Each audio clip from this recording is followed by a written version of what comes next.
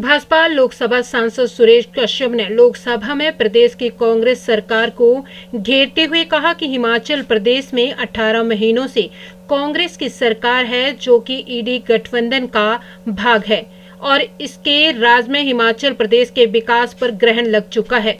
जितनी भी भाजपा एवं जयराम ठाकुर सरकार की जन कल्याणकारी योजनाएं प्रदेश में चल रही थी, उनको बंद किया जा रहा है। हाल ही में आयुष्मान भारत के तर्ज पर शुरू की गई हिमकेयर योजना इसका ताजा उदाहरण है। इस योजना के अंतर्गत 370 करोड़ की देनदारी बाकी है और निजी अस्पतालों में इस योजना के अंतर्गत हो रहे इलाज पर रोक लगा दी गई है। प्रदेश में न महिलाओं को 1500 रुपए, न युवाओं को रोजगार, न किसानों की गोबर खरीद, न दूध खरीद हो पा रही है। ये सरकार केवल झूठ की सरकार है।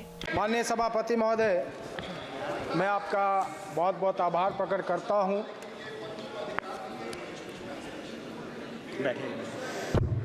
बैठिए माननीय सदस्य। धन्यवाद माननीय सभापति महोदय, मैं आपका आभार प्रकट करता हूं कि आपने मुझे बजट भाषण पर बोलने का मौका दिया। सर्वप्रथम मैं इस बजट का समर्थन करता हूं। साथ ही साथ देश के यशस्वी प्रधानमंत्री श्री नरेंद्र मोदी जी और केंद्रीय वित्त मंत्री श्रीमती माननीय सदस्यों से आग्रह कर रही हूं, प्लीज उनका सभी माननीय सदस्यों से बहुत बहुत धन्यवाद करता हूं कि एक सर्वस्पर्शी और सर्वव्यापी बजट इस सदन में प्रस्तुत किया गया है। मैं माननीय प्रधानमंत्री जी को उनकी तीसरी टर्म का पहला बजट और साथ ही साथ श्रीमती निर्मला सीतारमण जी का यह 7वां बजट भाषण है, उनको बहुत बहुत बधाई देता हूं। इस बार का बजट इस देश को एक नई दिशा देने वाला बजट है, जो इस देश के विकसित भारत के संकल्प को पूरा करेगा। देश को आत्मनिर्भर बनाने की दिशा में एक बड़ा कदम है। निश्चित रूप से ये एक गरीब कल्याण वाला बजट है। माननीय सभापति जी, जिस प्रकार से पिछले 10 वर्षों के दौरान 25 करोड़ गरीबी की रेखा से बाहर निकले हैं, मैं इसके लिए माननीय प्रधानमंत्री जी का धन्यवाद करता हूं।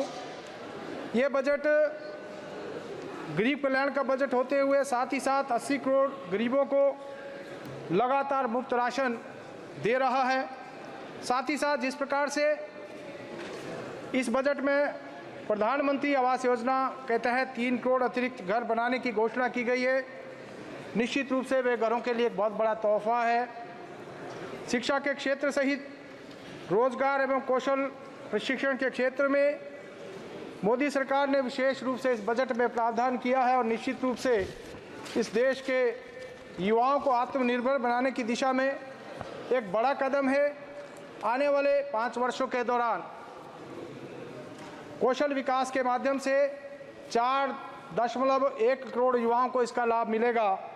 निश्चित रूप से देश में जो बेरोजगारी की समस्या है, वित्त मंत्री जी ने 1 करोड़ युवाओं को इंटर्नशिप के साथ साथ वेतन देने का जो ऐलान किया है, मैं समझता हूँ एक बहुत ही सराहनीय कदम है। केंद्रीय बजट में जिस प्रकार से युवाओं, महिलाओं, श्रमिकों, किसानों, शिक्षा, कौशल विकास तथा एमएसएमई के लिए विशेष तोहफे दिए गए हैं और साथ ही साथ जिस प्रकार से प्रदेशों को बाढ़ प्रबंधन और उससे जुड़ी परियोजनाओं के लिए सहायता प्रदान करने की घोषणा की है माननीय प्रधानमंत्री जी का और विशेष रूप से माननीय वित्त मंत्री जी का, मैं इसके लिए बहुत बहुत धन्यवाद करता हूं। मैं सभापति महोदय, माननीय प्रधानमंत्री जी और माननीय वित्त मंत्री जी का हिमाचल प्रदेश को जो वित्त वर्ष 2024-25 में पिछले वर्ष जो आपदा आई थी और जिसके कारण हिमाचल प्रदेश को बहुत नुकसान हुआ था, देवभूमि में बादल फटने से, भूस्खलन से विकास की जो गति शून्य पड़ गई थी और हिमाचल प्रदेश को दशकों पीछे जिसने धकेल दिया था, 509 लोगों की जिसमें मृत्यु हुई थी और ऐसा जख्म जो है बहुत सारे परिवारों को दे दिया गया, जो कि ताउम्र भरा नहीं जा सकता। ऐसे समय में जो प्राकृतिक आपदा के समय में पुनर्वास के लिए आर्थिक मदद देने का ऐलान किया है, मैं माननीय प्रधानमंत्री जी का इसके लिए बहुत बहुत धन्यवाद करता हूं, बहुत बहुत आभार प्रकट करता हूं। मुझे ये भी कहना है कि बहुत सारे हमारे जो सामने विपक्ष के साथी हैं, जब हिमाचल की बात हो रही थी तो बहुत सारे लोग टिप्पणी कर रहे थे। मैं कहना चाहूँगा कि हिमाचल प्रदेश जो एक पहाड़ी राज्य है और मैं समझता हूँ वहाँ पर आज कांग्रेस पार्टी की सरकार है, और अगर हिमाचल प्रदेश को किसी प्रकार की मदद मिलती है तो निश्चित रूप से, क्योंकि ये तो इंडी गठबंधन का हिस्सा है, इन लोगों को भी खुशी होनी चाहिए।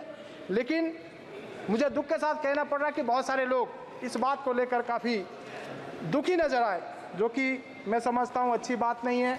उनको भी अपने क्षेत्र, अपने प्रदेश की बात रखनी चाहिए। मैं विशेष रूप से धन्यवाद करना चाहूँगा कि जिस प्रकार से केंद्र सरकार ने आपदा के कारण जो हिमाचल प्रदेश को क्षति हुई थी, 16,000 आवास, प्रधानमंत्री आवास योजना कहते थे, हिमाचल प्रदेश के लिए स्वीकृत किए, और जिनके घर बह गए थे, जिनके घर ढह गए थे, मैं समझता हूँ एक बहुत बड़ी सहायता उनको हुई। 1732 करोड़ रुपए हिमाचल प्रदेश की सरकार को एनडीआरएफ के तहत केंद्र सरकार ने मुहैया करवाया ताकि जो क्षति हुई उसकी भरपाई की जा सके। साथ ही साथ 2643 करोड़ रुपया प्रधानमंत्री ग्राम सड़क योजना तृतीय के तहत दिया गया, जो कि एक हिमाचल की सड़कें जो भारी बरसात के कारण और जो पुल खराब हो गए थे उनको फिर से बनाया जा सके। मैं समझता हूँ बहुत बड़ा कदम है। इसके अलावा भी जिस प्रकार से हिमाचल प्रदेश को हर प्रकार से सहायता पहले भी दी गई और आने वाले समय में भी देने की घोषणा केंद्र सरकार ने की है, निश्चित रूप से एक बड़ा कदम है। और इस बार के बजट में भी जिस प्रकार से हिमाचल प्रदेश को 10,351 करोड़ रुपए की से ज़्यादा की राशि स्वीकृत हुई है, एक बड़ा कदम है। वो चाहे रेलवे क्षेत्र की हम बात करें, एयर कनेक्टिविटी की बात करें, या फिर रोड इंफ्रास्ट्रक्चर को बेहतर बनाने की दिशा में दिया गया है, एक बहुत बड़ा कदम है। और विशेष रूप से 2,968 करोड़ रुपया जो रेलवे के तहत स्वीकृत हुआ है, जिसमें कि मेरे संसदीय क्षेत्र में भी 300 करोड़ रुपया जो चंडीगढ़ बद्दी रेलवे लाइन उसके निर्माण के लिए स्वीकृत हुआ है। मैं माननीय रेलवे मंत्री जी का भी इसके लिए और केंद्रीय वित्त मंत्री जी का धन्यवाद करता हूं। अमृत योजना में भी 4 रेलवे स्टेशन, जिसमें शिमला का रेलवे स्टेशन, उसका भी उन्नयन किया जाएगा, एक बहुत बड़ा धन्यवाद माननीय